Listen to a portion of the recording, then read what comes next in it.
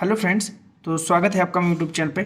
इस वीडियो में हम बात करने वाले हैं पेटीएम की। मेरे पास बहुत सारे सवाल आ रहे थे कि सर पेटीएम के स्टॉक में क्या करना चाहिए। तो चलिए ब्रीफ कर देता हूं कि पेटीएम को लेकर के मार्केट में इतनी गिरावट क्यों हो रही है और आगे क्या आपने अगर पेटीएम में खरीदारी कर रखी है तो आपको पेटीएम में बने रहना चाहिए या पेटीएम के स्टॉक से एग्जिट कर देना चाहिए।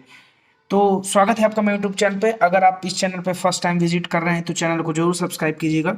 देखिए मैं बता देता हूं कि एचडीएफसी जो कि एक बड़ा म्यूचुअल फंड है, उसने पेटीएम से दिसंबर 2021 में भारी बिकवाली की है। कारण कि फंड मैनेजर स्टॉक को तभी बेचते हैं पोर्टफोलियो से जब उन्हें लगता है या तो उन्होंने गलत प्राइस पर खरीदारी कर ली है या गलत स्टॉक की खरीदारी कर ली है। तो जैसा कि ये पेटीएम में बिकवाली चल रही है, इसको हम लेकर और बातें भी करने वाले हैं। अब देखिए एचडीएफसी म्यूचुअल फंड ने पेटीएम में हिस्सेदारी घटाई है। अब मैक्वेरी एक संस्था है।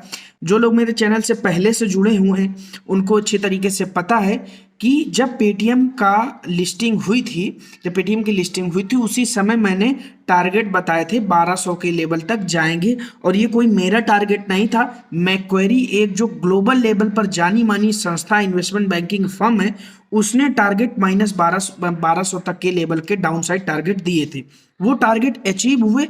अब समस्या की बात यह है मैक्वेरी ने दोबारा अपने डाउनग्रेडेड टारगेट दिए हैं और डाउनग्रेडेड जो टारगेट उन्होंने दिए हैं वो 900 रुपए के दिए हैं।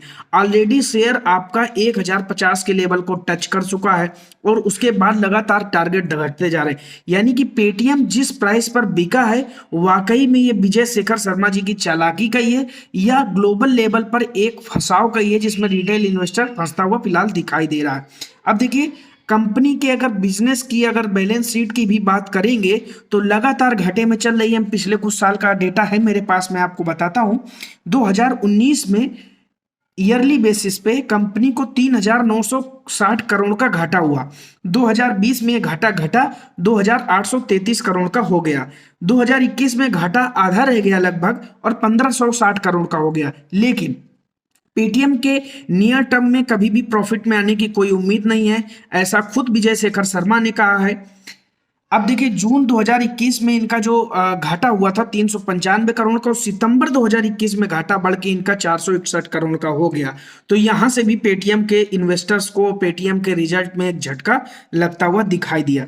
रिजर्व्स की बात करें तो जो इनके रिजर्व्स मार्च 2021 में 6929 करोड़ के थे, वो रिजर्व्स भी पेटीएम के घट के सितंबर में 6200 करोड़ रुपए के हो गए, यानी 6200 करोड़ रुपए के हो गए, यानी 700 करोड़ रुपए रिजर्व भी कम हो गए।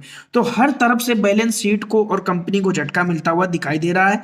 और इसके बाद ये स्टेटमेंट की कंपनी नियर टर्म में प्रॉफिट में नहीं है। आज एक बहुत ही भद्दा मजाक किया विजय शेखर शर्मा जी ने। उन्होंने कहा है कि हमारा जो वैल्यूएशन होना चाहिए वो होना चाहिए बजाज फाइनेंस की तरीके से। कहीं भी स्टैंड नहीं करते आप बजाज फाइनेंस को लेकर के, कोई कंपैरिजन नहीं है पेटीएम और बजाज फाइनेंस के स्टॉक में। कम से कम कंपनी की मैं बात नहीं कर रहा हूं। अब रिटर्न ऑन कैपिटल एम्प्लॉयड की बात की जाए तो कंपनी का -17.8 है, रिटर्न ऑन इक्विटी -19.4 है। इसके बाद भी जिन लोगों ने पेटीएम में इन्वेस्टमेंट किया था तो मैं तो कहता हूं, मैं कभी नहीं आपको कहता कि आप किसी भी आईपीओ में इन्वेस्ट करें। और फिर भी अगर आपने इन्वेस्ट किया है मार्केट में और यूट्यूब चैनल तमाम देख देख करके, तो फिर वहां से आपको फंसाव मिल रहा है। तो मेरा ऐसा मानना है कि पेटीएम ऐसा कोई स्टॉक नहीं जिसमें अगले 5 साल के लिए भी मैं आपको इन्वेस्टमेंट की सलाह दूं। तो ये पेटीएम का भविष्य है और पेटीएम का भविष्य यही रहने वाला है अगले 2 से 3 सालों के लिए, जब तक कंपनी खुद इसमें अपने में कोई परिवर्तन करके प्रॉफिट में आती हुई नहीं दिखाई देती है। ठीक है, तो ये था वीडियो। आपके लिए इन्फॉर्मेटिव लगा हो तो कमेंट बॉक्स पे कमेंट करके जरूर बताइए। और फर्स्ट टाइम चैनल पर विजिट किया है तो चैनल को सब्सक्राइब कीजिए। Thank you for watching. जय हिंद।